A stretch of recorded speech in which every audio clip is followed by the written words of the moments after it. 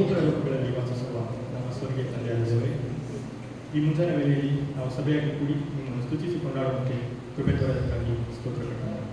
ಹೌದು ಪ್ರಿಯರೇ, ದೇವರು ನಮ್ಮನ್ನು ಕಳೆದ ವಾರಗಳ ಕಾಯ್ದು ಕಾಪಾಡಿ ತಿಂಗಳಿನ ಕೊನೆಯ ವಾರದಲ್ಲಿ ಬಂಧಿಸಿದ್ದಾನೆ. ದೇವರ ನಾಮಕ್ಕೆ ಸ್ತೋತ್ರವಾಗಲಿ. ಯೋಹಾನ 3:16 ದೇವರು ಲೋಕದ ಮೇಲೆ ಎಷ್ಟೋ ಪ್ರೀತಿಯನ್ನು ತನ್ನ ಒಬ್ಬನೇ ಮಗನನ್ನು ಕೊಟ್ಟನು. ಆತನನ್ನು ನಂಬುವ ಒಬ್ಬನಾದರೂ ನಾಶವಾಗದೆ ಎಲ್ಲರೂ ನಿತ್ಯ ಜೀವವನ್ನು ಪಡೆಯಬೇಕೆಂದು ಆತನನ್ನು ಕೊಟ್ಟನು. ಯೋಹಾನ 6:38 ನನ್ನ ಚಿತ್ತದಂತೆ ನಡೆಯುವುದಕ್ಕಾಗಿ ನಾನು ಬಂದಿಲ್ಲ, ನನ್ನ ಕಳುಹಿಸಿದಾತನ ಚಿತ್ತವನ್ನೇ ನೆರವೇರಿಸುವುದಕ್ಕೆ ಪರಲೋಕದಿಂದ ಬಂದಿಲ್ಲ. ಯೋಹಾನ 1:29 ಯೋಹಾನ ತನ್ನ ಕಡೆಗೆ ಬರುವ ಯೇಸುವನ್ನು ನೋಡಿ, ಅಗೋ ಅಗ್ನಿಗೆ ದೇವರು ನೇಮಿಸಿದ ಕುರಿ ಲೋಕದ ಪಾಪವನ್ನು ನಿವಾರಣೆ ಮಾಡಿದನು.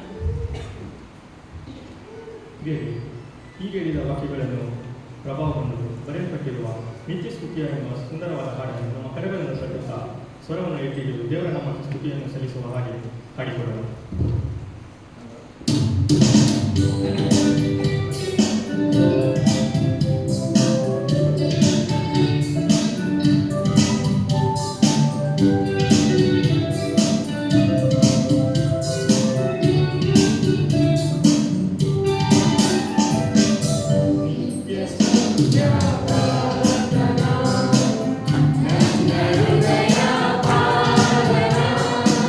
Pavitra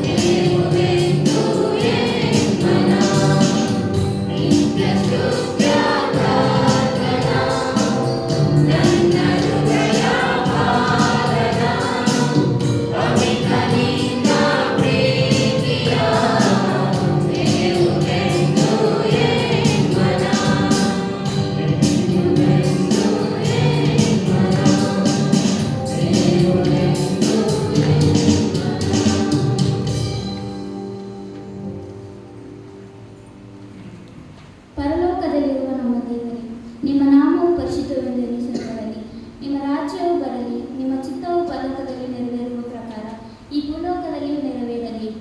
ನಮ್ಮ ಅನುದಿನದ ಆಹಾರವನ್ನು ದಯಪಾಲಿಸುವುದು. ನಮಗೆ ತಪ್ಪು ಮಾಡಿದವರನ್ನು ನಾವು ಕ್ಷಮಿಸುವಂತೆ ನಮ್ಮ ತಪ್ಪುಗಳನ್ನು ಕ್ಷಮಿಸು.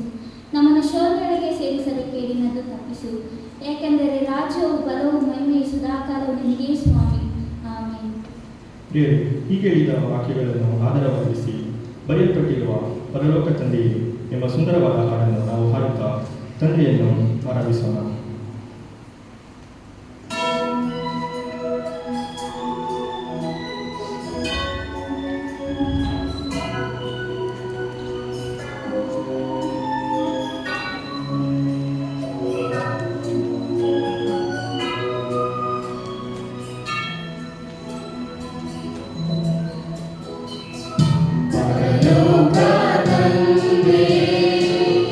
ನಿನ್ನ ನಾಮ ಎಂದಿಗೂ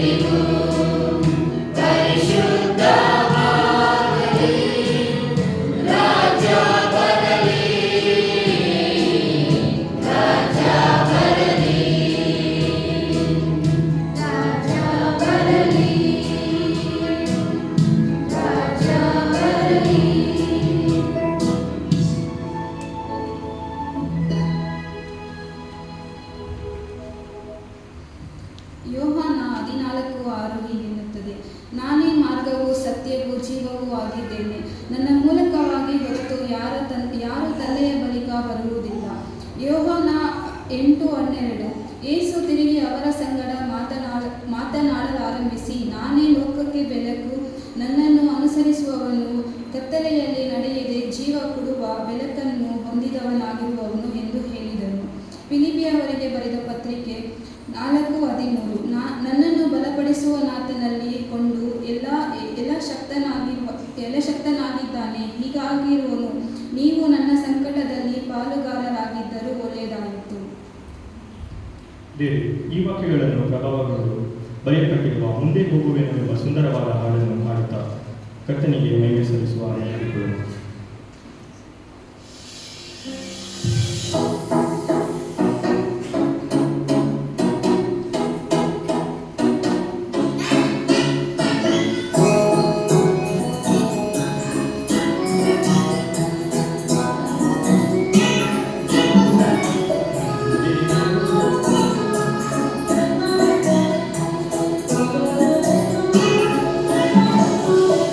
Devi